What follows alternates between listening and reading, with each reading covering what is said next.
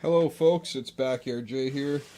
What we have here is my 243 casting LS6 Chevrolet or GM Gen 3 small block cylinder head.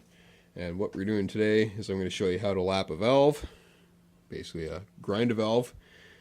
I've actually already done this head, it's complete, but figured I'd make a video and show you guys how to do it. My way, which is much faster than the traditional way. You still use your regular valve grinding compound, which is just kind of like a grit grease. So what I do, or the old way to do it, is you would put your valve grinding compound on the seat of the valve, you'd put it in the guide, and then you'd take a suction cup on a stick and kind of like you're starting a fire, back and forth, back and forth, back and forth. And that works fine. But I like my way better. And what my way does is uses power tools because, well, more power, as Tim the Tool Man Taylor would say. So what you do is just kind of get your greasy grit on the backside or seating surface of the valve, and then slide it in the guide. You don't want to get any of the grinding compound in the guide. Do not do that, that's really bad. So then you set it down until it seats and it'll sound like that. Then I take the power drill and lock the chuck onto this part of the valve where it's sitting through the cylinder head. The camera is clamped to the table that I'm working on, so hopefully I don't wobble it around too much. Lock it on, not too tight. We don't want to damage it or make any scoring in it. So, there we go. Whoops. Not too tight, but also tight enough that it's not going to fall off. There you go. So, pick a nice gentle speed, and we're just going to kind of work it in and out. You'll hear the noise that it makes when it does it.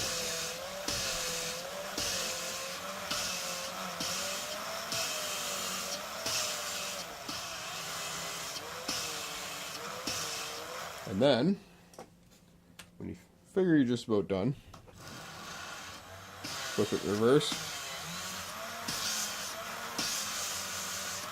I do it a few times.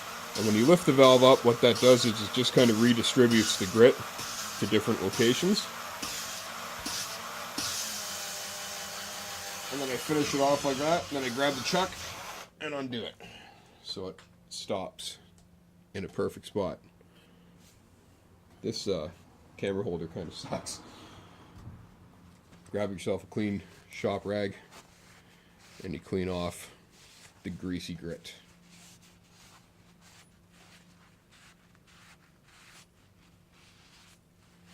Just like so. And what you're looking for on the valve, see if I can focus in on it. Yep. See that line right there?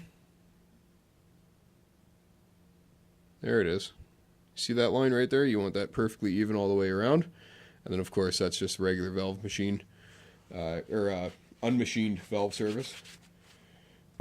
And same thing on the seat itself, which is now out of focus because I don't know why the autofocus doesn't work.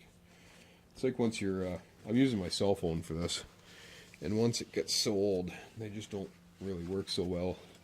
It just had me reformat it and do a big software update and everything else, and it just, I hate when they do that because they just don't work the same anymore,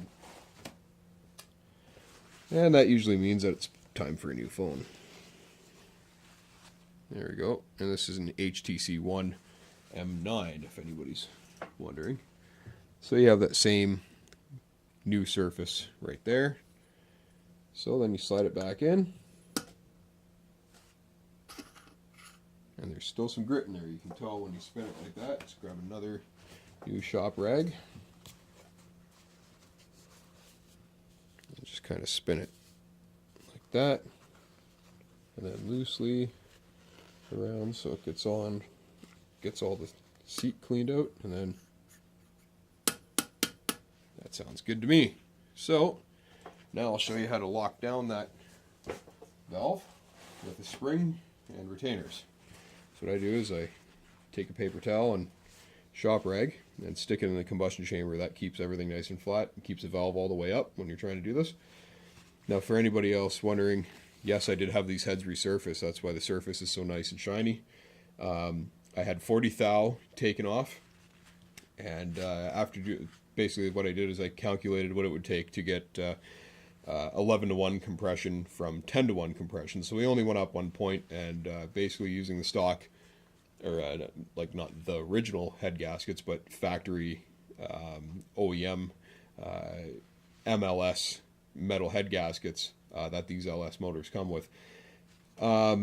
Basically 40 thou was about another point of compression. So now we're going to be running 11-to-1 compression on this motor, which means, well, arguably there's different arguments for the power and everything else, but it's basically about another 25-ish horsepower.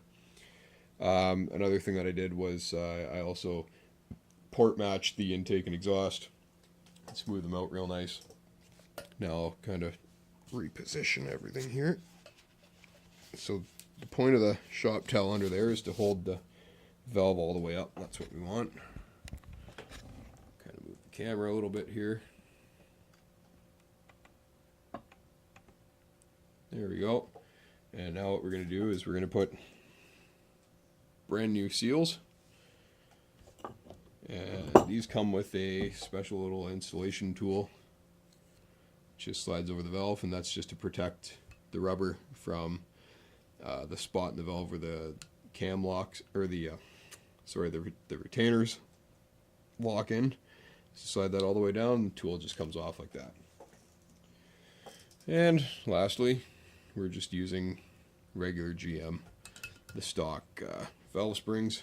If you're familiar with LS6 heads, this is all good material to work with.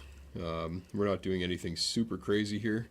This is a tool that I actually made. It's just a piece of flat bar with a notch cut out of it and a hole drilled in it, and a bolt, which just bolts into the stock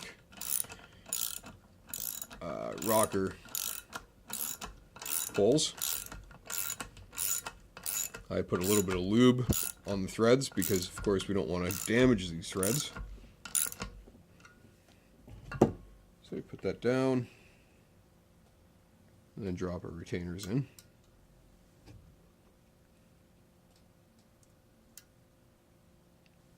Just like that. They're not quite down yet, so I put my fingers on them until you'll kind of feel them pop into place.